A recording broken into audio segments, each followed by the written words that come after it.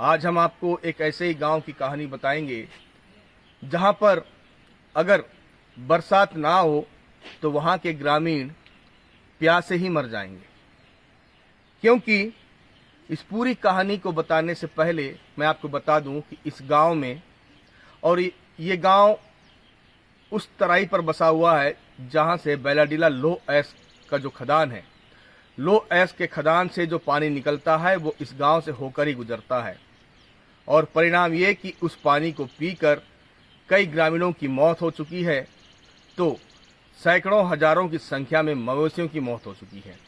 यहाँ पर लोग बारिश के दौरान किस तरीके से पानी का उपयोग करते हैं और किस जरिए से पानी का प्रयोग करते हैं और कहाँ से पानी अर्जित कर अपना प्यास बुझाते हैं, ये हम आपको इसके आगे बताएंगे।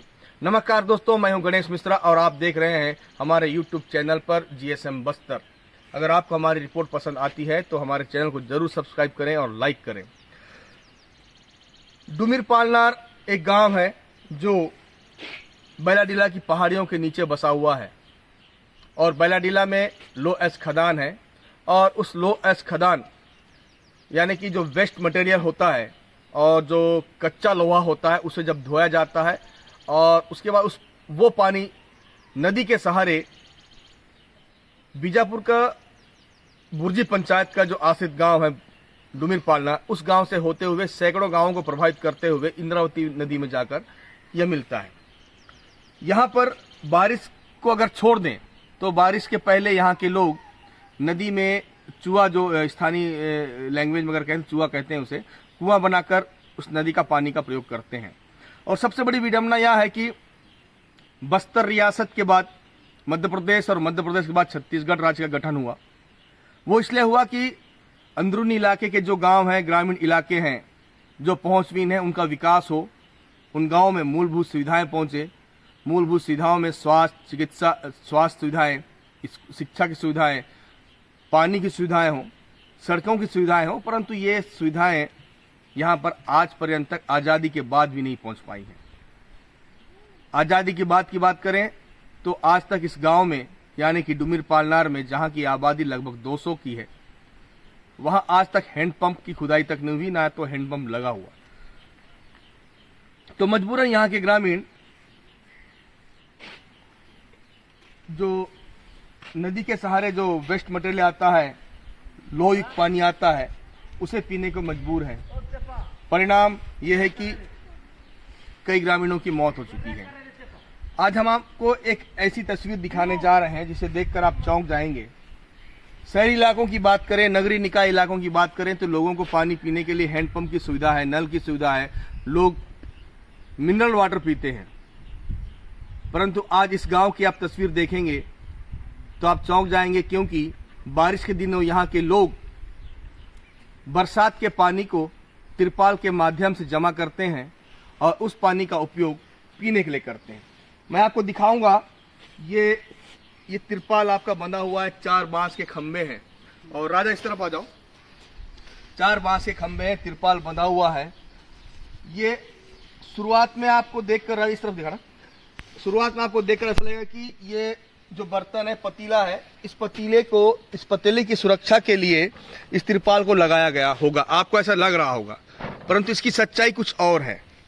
इस तिरपाल को इसलिए लगाया गया है कि अगर बरसात हो और बरसात में जो पानी गिरता है वो पानी इस तरफ गिरेगा।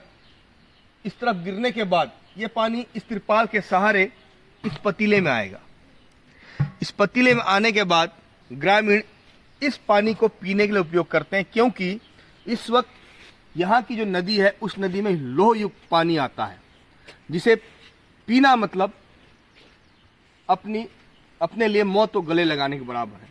और यहाँ पर लगभग 40 मकान है। 40 मकानों को मैंने लगभग पूरा मकान देखा है। बहुत सारे मकानों में ये जो आप देख रहे हैं, ये एक छोटा सा छेद यहाँ पर किया हुआ है। इस छेद के माध्यम से क्या होता है कि इसको पूरा इस तरह फैला दिया जाता है। उसके बाद छेद के माध्यम से पानी पतीले में गिरता है। उस पतीले के पानी का उपयोग ग्रामीण पीने के लिए करते हैं। ये कितनी बड़ी विडंबना है, आप सोच लीजिए। आज़ादी के बाद आज 2023 है, बावजूद आज तक सरकार इन ग्रामीणों को सुध लेने की कोशिश तक नहीं की है कि किस तरह इन्हें पानी मिलता है और या फिर नहीं मिल पाता है। पूरी कहानी जानेंगे हम। हमारे साथ इस गांव के एक युवक हैं। भाई इस तरफ आ जाओ। अच्छा, सबसे पहले बताओ आपका नाम क्या है? अर्जुन, पुणे में सर। अर्जुन, पुणे में। राज थोड़ा पीछे चले जाओ राजा, इधर आ जाओ अर्जुन, है ना, इस तरफ आ जाओ। हम पूरी बात करेंगे और आप पूरी कहानी बताएंगे, इस गांव की त्रासदी बताएंगे। एक कहावत है कि बड़ी जोर की प्यास लगी थी पर पानी में जहर था, पीता तो मर जाता, अगर ना पीता तो भी मैं मर जाता। ऐसे ही कुछ हालात इस गांव के हैं जहां के लोग पानी के साथ जहर पीने को, पानी के नाम पर जहर पीने को मजबूर हैं। अर्जुन ये बताओ, ये जो तिरपाल लगा हुआ है, नीचे में एक बड़ा सा गुंडे रखा हुआ है, ये क्या है? इसकी पूरी कहानी बताओ। ये ना सर, पानी जो बरसात में गिरने से वहाँ जमा होकर गुंडी में जमा हो जाता है। उस पानी को गुंडी में जमा होने के बाद अंदर ले जाके हम लोग वही पानी से खाना या सब्जी सब कुछ बनाते हैं। अच्छा, ये बताओ ये क्यों, ऐसा क्यों होता है? सर, नदी में ना हम लोग जो नदी में कुआं बना के पानी पीते थे, तो अभी पूरा लाल पानी उतर रहा है, तो हम लोग को पीने के लिए पानी नहीं मिल रहा है बरसात के समय। तो इसलिए कि हम लोग ये तिरपाल बांध के, तिरपाल से जोक के पानी पी जाते हैं। अच्छा, ये आज़ादी की बात करें, सन 1947 को भारत आज़ाद हुआ है ना, उसके बाद लगभग 70-80 के दशक में एनएमडीसी प्लांट लगा। ये उसके बाद से लगातार ऐसा है या उसके पहले से? उसके बाद लगातार है सर। एनएमडीसी जो प्लांट लगा हुआ है ना, तब से ऐसी है। अच्छा, एनएमडीसी प्लांट लगने के बाद वहाँ जो लो एस का जो पानी आता है उसको ऐसा होता है, उसी कारण? जी। तो अच्छा, ये बताओ कि इस प्लांट लगने के बाद जो लाल पानी आ रहा है ना, लाल पानी आता है आपके यहाँ, उससे कितना नुकसान हुआ? कितने गाय बैल मरे होंगे, कितने लोग मरे होंगे, इसका कुछ अंदाजा है?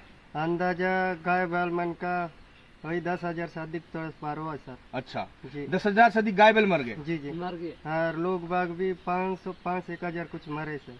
अच्छा, 5,000 लोग भी मारे गए? जी मर गए। अच्छा, तो खेती बाड़ी का कैसे करते हो? खेती बाड़ी कैसे नुकसान होता है? खेती बाड़ी जितना भी अच्छा करके धान भी बोने से ना, वो अच्छे से धान नहीं पकता है। अच्छा जी, वो पूरे लोहा कदम का उसका जो पैन और आके मिट्टी बेटा हुआ है सर खेत में। अच्छा, ये जो है ये पानी आप लोग पीते हुए, ये कितने सालों से चल रहा है? शुरू से चल रहा है बरसात का पानी? बरसात ये बरसात के समय पीते सर, ये वाला। अच्छा, बाकी समय कैसे करते हो? बाकी समय वही नदी का पानी पीते, लाल पानी।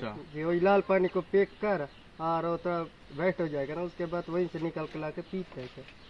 अच्छा, तो ये काफी बड़ी समस्या है आप लोगों की। तो इसके अलावा जैसे बरसात नहीं रहता है उस समय तो आप लोग नदी का पानी पीते हो? जी, नदी का पानी पीते। अच्छा, एक बात बताओ अर्जुन कि इतने साल हो गए, आज तक इस गांव में बोरिंग जो है हैंडपंप वो बनना खुदा कि नहीं खुदा? कभी नहीं खुदा। पहले हम लोग उस समय जन्म भी नहीं होते, हम लोग गाँव में 2 ही हैंडपंप को देते सर। तो क्या हुआ अब उसका? खराब हो गया सर।